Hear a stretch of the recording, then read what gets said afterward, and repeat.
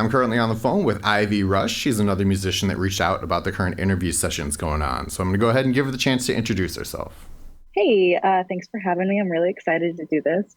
My name is Ivy Rush. I'm a St. Louis-based musician, writer, producer, a little background in audio production as well with mixing and a little bit of mastering. That's what I went to college for, but that's a whole different world.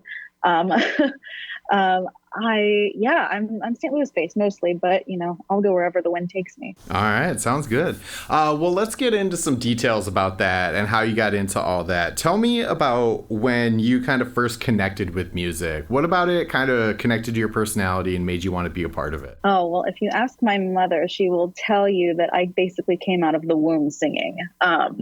Basically was what it was. I've been doing music my entire life. I started off with show tunes, doing musical theater and taking classes at my local performing arts center, and did that for most of my childhood because everyone was, trying to push me into voice lessons and classes. And so I got involved in my craft from a pretty young age. I am a classically trained singer, but I also studied audio production in college and got my minor in music. So I really did a lot of theater throughout most of my childhood until I was about 18, and then went to college and theater kind of stopped. But I knew that I wanted to study music and continue working with music because it's what I've wanted to do with my life. While you were growing up in that sort of environment, I could definitely see how theater would kind of help promote, singing and being in the storyteller kind of mentality. Did you do like choir band or any other sort of like outside school type things? I did choir in college. And I went to college at Missouri State University. I don't know if that matters, but my senior year, we actually went and performed at Carnegie Hall, which was incredible. One of the coolest things I've ever gotten to do. And choir, to me, there's nothing more magic than making music with people. I think that's just the most magical thing there is in this world, is to combine talents, whether it's voices or instruments or whatever it may be. And, just rock out with other people, no matter what kind of music it is. And that's why I love choir so much. And I just really enjoyed it. Did you also take some of the audio production courses while you're there, or was that separate? Yeah, that was all at Missouri State University. Okay. What made you want to do the audio production in addition to pursuing singing? Well, ultimately I kind of figured that I would have to produce my own stuff if I was going to get anywhere, because I don't know, I guess producers can be a little pricey depending on where you find them. But I wanted to be as self-reliant as possible. So I decided to study, the making of music with technology. And I really got into it when I was in high school, and then just was kind of self-taught for a while. And then in college, really found good resources that helped set me up to where I am now. Okay. So tell me a bit about how you kind of approach writing then. Obviously, you have the production side of it. Are you using like virtual instruments to kind of create your songs, or do you bring in like session musicians? So I mostly use electronic instruments, although for the album that I'm working on right now, I will be bringing in a live guitarist, which is going to be very exciting. But I mostly have been using the electronic instruments. That's pretty much been what it is. Sure. That's great. I don't think there's any problem with that. You got to do what you got to do. Yeah. And if it comes out sounding good, I don't see what the problem is. Yeah, exactly. And, music, it means something different to everybody, and the way you create it is kind of unique to the individual. That's kind of one thing I always like to lean on when like listening to other people's music is essentially what you're doing is you're listening to a series of decisions that were made. Mm-hmm. And awesome. So tell me about how that all kind of translated into your post college life. How do you continue to participate in music? Well, it's funny. I always thought I was going to get a job in audio production and kind of work on my music on the side. And I did work for the St. Louis Symphony Orchestra for a while, and I was not very good at it, if I'm being honest. It was not for me. It was not my calling. And so I found a different job where I can still work on my music on the side, which is really wonderful. but that's pretty much where I've been post grad, is just working on my personal projects and just doing what makes me happy, working with other people. I did join my first band over this last year, and that's been really wonderful. It's just me and one other person, but I've just been, floating around on different projects, doing a little bit of sound design for other people occasionally. But yeah, just working on as much music as I possibly can and just continuing to produce and work towards my goal of releasing my first album. Okay, so the individual stuff that you're recording, you're kind of building up a catalog to be released as an album. Yeah. Okay.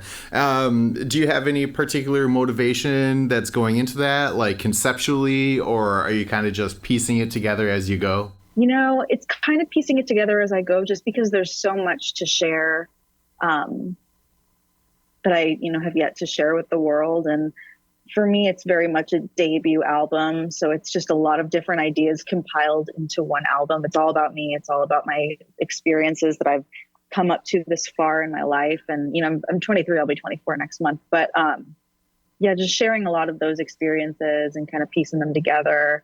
Yeah, it's just kind of a hodgepodge of everything Ivyi. Sure. So tell me about the other band that you joined. You said you're in a band with one other person. Yeah, so my band is called Sox, SOX. We started probably back in December or January this past year. And we've been working on, it started off, we were just working on an EP, but now we keep getting bursts of inspiration and we just decided, let's, screw it, let's make an album out of it.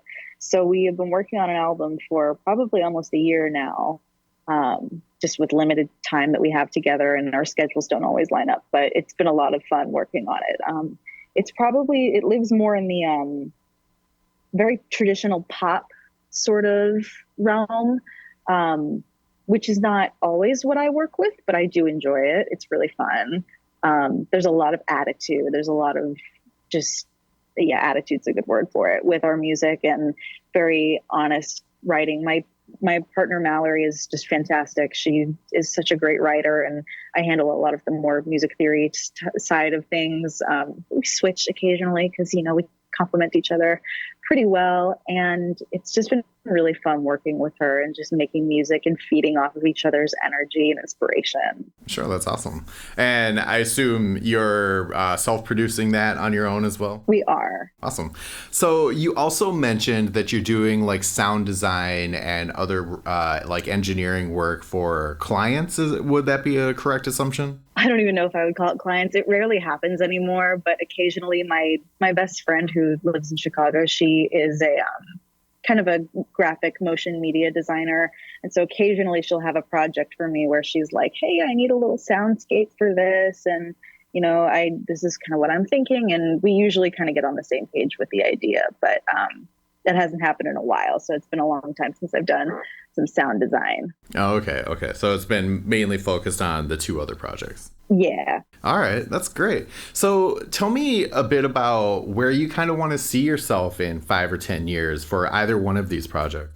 Well, I grew up doing musical theater. I am a performer at heart. I want to be on stage. I want to tour. I want to go all over and just share my music with people and meet new people and reach people with my messages. And because I talk a lot about mental health and personal demons in my music, because that's something that's really important to me, is talking about that kind of thing.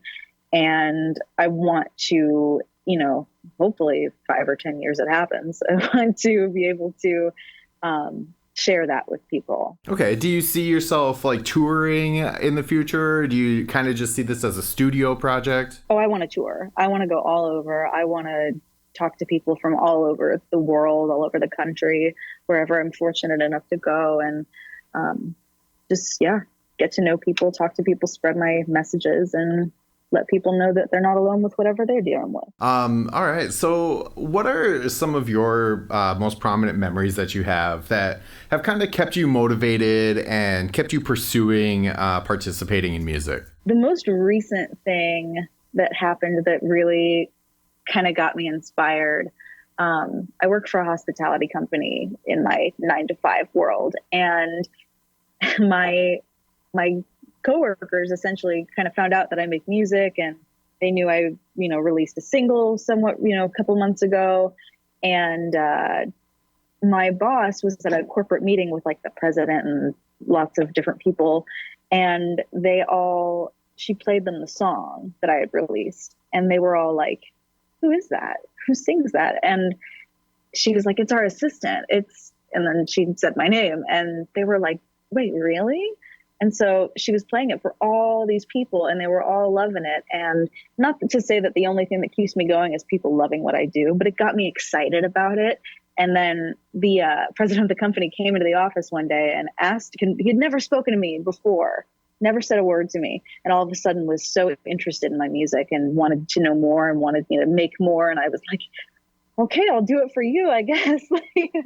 It was a very shocking experience. I wasn't expecting people of that level to resonate with my music. So it was very inspiring and made me want to like, oh, I'm going to go make more then. This is fantastic. So that was kind of ignited the old spark again. Yeah, that's great. All right. Well, where can people find the stuff that you're releasing, and then also your other band? Where can people keep in contact with you? Yeah, so we actually, the band is still kind of in its early stages of development, surprisingly, even though we've been working on it for like a year. We don't have any social media yet, but that is on our list of things to do. And we haven't released anything on platforms as of yet, but we're looking to do that as soon as possible. I can't guarantee when that'll be. But I will, if you follow me on my accounts, and if you follow me on wherever's convenient for you, surely I will update everyone on when the band is more in the public, I guess. But you can find my solo work pretty much anywhere you get music, Spotify, Apple Music, Amazon Music, I think, pretty much everywhere. And yeah, I'm on Instagram. I'm at Ivy Rush Music. I believe my TikTok is Ivy Rush 0. I'll have to double check, but yeah, I'm pretty much on Instagram and TikTok most of the time. All right. So I always like to give the person I'm interviewing the opportunity to put out their last word. So what is a message that you have that you think people should hear? So I've been working a lot on self-love this year. I've learned a lot about myself, and it's been a tough journey, but it's been one that I will always carry with me. I'm still doing the work on it, but I'm really learning how to love myself and know that I'm enough. So I want to tell everyone that you are enough. You being here, being alive, being strong, that's enough. You don't need to worry about anything else. You are enough as you are. And that's something I wish I had known a long time ago, but better late than never to learn, I suppose.